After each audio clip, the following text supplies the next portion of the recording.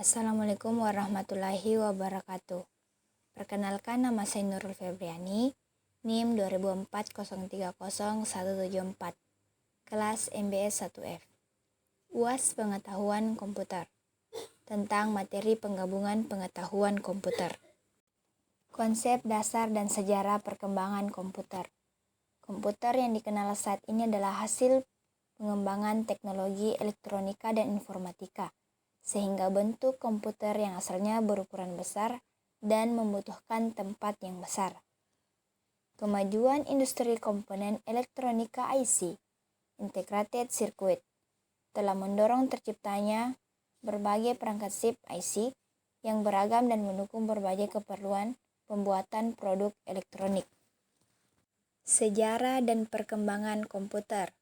Yang pertama, alat hitung tradisional dan kalkulator mekanik.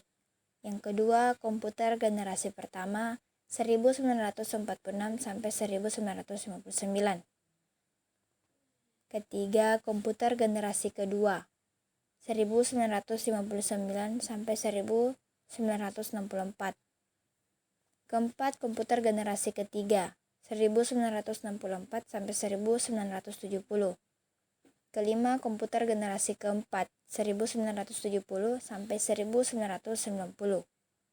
Keenam, komputer generasi kelima sejak 1990-an. Ketujuh, komputer generasi keenam abad 21. Manfaat komputer.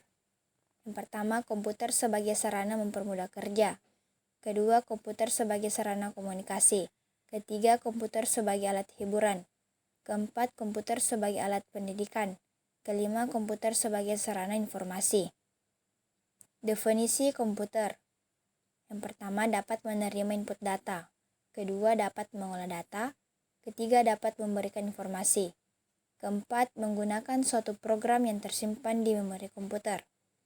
Kelima, dapat menyimpan program dan hasil pengolahan. Keenam, bekerja secara otomatis. Ketujuh, alat elektronik.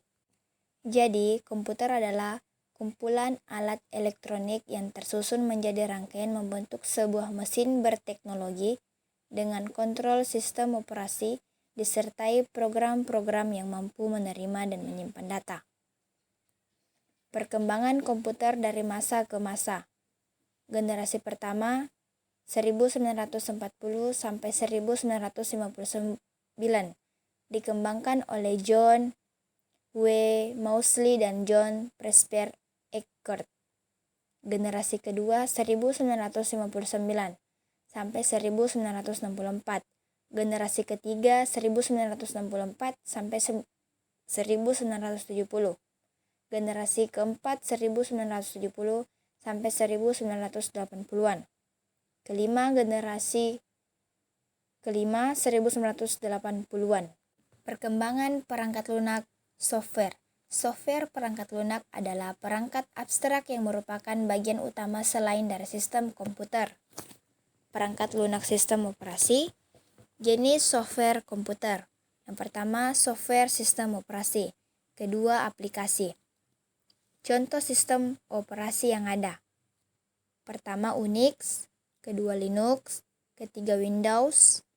Keempat, IQS atau X. Kelima, Android. Keenam, dan lainnya yang kurang populer, OS per 360, CP per M, dan lain-lain. Perangkat lunak sistem aplikasi.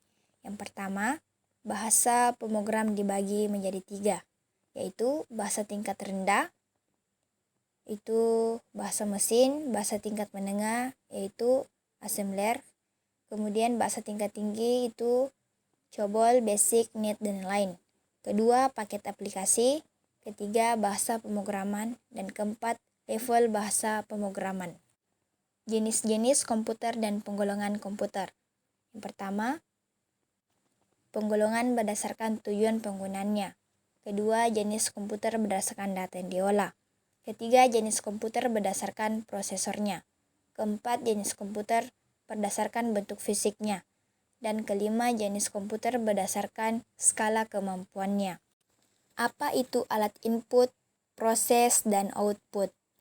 Alat input adalah alat-alat yang berfungsi untuk memasukkan data atau perintah dari luar sistem ke dalam proses untuk diolah guna menghasilkan informasi yang diperlukan. Macam-macam alat input yaitu keyboard, mouse, scanner, joystick, dan lain-lain. Alat input terbagi menjadi dua, yaitu alat input langsung dan alat input tidak langsung. Alat proses adalah alat-alat yang berfungsi mengolah data ke dalam komputer setelah mengalami proses input. Macam-macam alat proses yaitu CPU, ALU, CU, dan lain-lain. Alat output adalah data yang telah diproses menjadi bentuk yang berguna. Macam-macam alat output yaitu monitor, printer, plotter, dan lain-lain. Alat proses. Alat pemroses adalah alat di mana instruksi-instruksi program proses untuk mengolah data yang sudah dimasukkan lewat alat input, yang terdiri dari sentral prosesor yang berfungsi untuk melakukan berbagai pengolahan data. Internal memori terbagi menjadi dua, yaitu RAM dan ROM. Komponen hardware, port-port komputer, dan media komputer.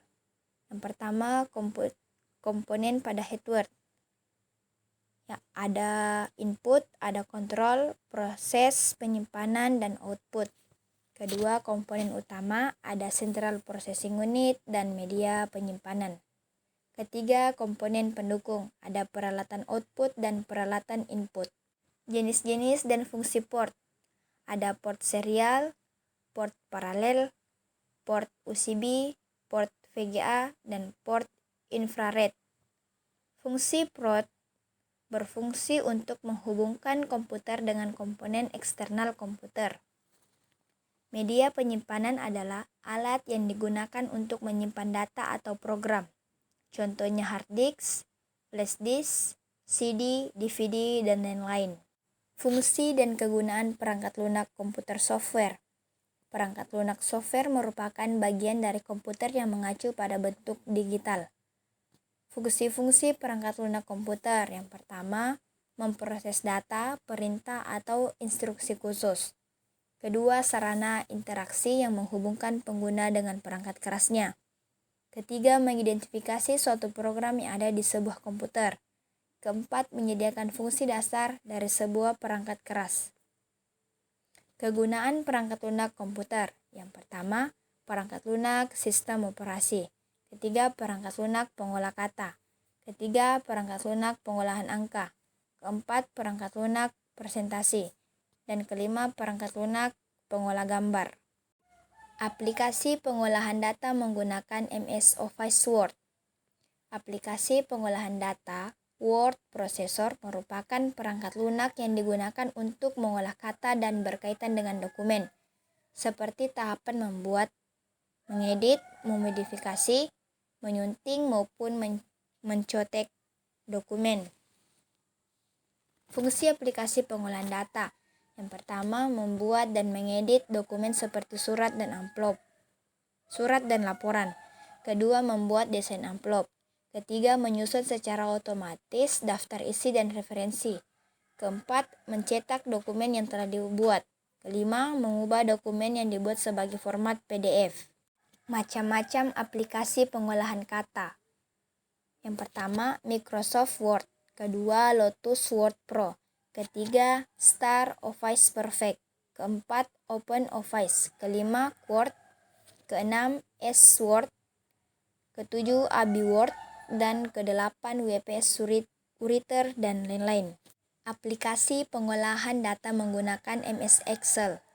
Microsoft Excel atau Microsoft Office Excel adalah sebuah aplikasi lembar kerja yang dibuat dan didistribusikan oleh Microsoft Corporation yang dapat dijalankan pada Microsoft Windows dan Mac OS. Microsoft Excel berfungsi sebagai pengolah angka, alat hitung, dan sejenisnya.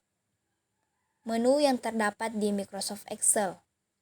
Ada name box, formula bar, menu bar, kolom name, dan title bar, dan lain-lain. Pengolahan data dengan MS Excel. menjalankan MS Excel yaitu: pertama, double klik ikon MS Excel, Anda dapat melakukan salah satu komputer. Kedua, klik ikon MS Excel pada MS Office shortcut bar jika ada. Ketiga, melalui menu Start Programs Microsoft Excel. Keempat, melalui menu Start, Run Browse, atau cari berkas Excel X. Fungsi-fungsi dalam Excel untuk mengolah data. Yang pertama, menentukan jumlah. Kedua, menentukan rata-rata. Ketiga, menentukan standar deviasi. Keempat, menentukan nilai maksimum. Kelima, menentukan nilai minimum. Aplikasi pengolahan data menggunakan MS PowerPoint. Microsoft PowerPoint adalah sebuah program aplikasi MS yang berguna sebagai media presentasi dengan menggunakan beberapa slide. Cara menggunakan PowerPoint. Pertama, menjalankan PowerPoint 2013 versi 15 terbaru. Kedua, menutup aplikasi Microsoft PowerPoint 2013 versi terbaru. Ketiga, menu pada MS PowerPoint versi 15 terbaru. Kelebihan MS PowerPoint. Yang pertama, memudahkan membuat slide presentasi. Kedua, dilengkapi banyak tools. Ketiga, dilengkapi fitur ekspor ke PDF. Keempat, dilengkapi cloud service. Kelima, memiliki authoring. Keenam, mempunyai fitur kolaborasi. Kekurangan MS PowerPoint. Yang pertama, tidak dapat digunakan oleh platform lain. Kedua, ketidakstabilan dari dokumen. Ketiga, harga Microsoft Office terlalu mahal. Keempat, tergolong software yang berat. Aplikasi internet, pemanfaatan pengenalan email dan jaringan sosial. Internet sebenarnya mengacu kepada istilah untuk menyebut sebuah jaringan, bukannya suatu aplikasi tertentu. Karena internet tidaklah memiliki manfaat apa-apa tanpa adanya aplikasi yang sesuai. Dan internet menyediakan beragam aplikasi yang dapat digunakan untuk berbagai keperluan. Aplikasi internet untuk berbagai keperluan. Ada World Wide Web atau WWW, ada email, ada news group, ada mailing list, ada internet relay chat, ada telnet, dan masih banyak lagi. Manfaat internet. Yang pertama, sumber beragam wawasan dan ilmu pengetahuan. Kedua, mempermudah proses pelaksanaan sistem akademik. Ketiga, media hiburan semua kalangan. Keempat, mendorong kreativitas dan kemandirian. Kelima, menjaga keamanan warga negara. Pengertian email. Email atau surat elektronik adalah suatu sarana untuk mengirim dan menerima surat atau pesan dengan format digital melalui jalur jaringan komputer dan internet. Jenis-jenis email. Ada pop mail, ada webmail, dan forward mail. Manfaat email. Yang pertama, sebagai media pengiriman. Kedua, sebagai media informasi. Ketiga, email untuk mendaftar di berbagai situs. Keempat, sebagai media promosi. Dan kelima, sebagai identitas di mana-mana. Manfaat jaringan sosial. Yang pertama, membantu mencari data dengan cepat. Kedua, memudahkan dalam memproses informasi. Ketiga, memudahkan transaksi dalam bisnis sehingga tidak perlu ke pasar. Aplikasi internet, pemanfaatan pengenalan aplikasi internet dan browsing. Internet adalah sebagai suatu jaringan yang saling terhubung dengan menggunakan sistem standar dari Global Transmission Control Protocol.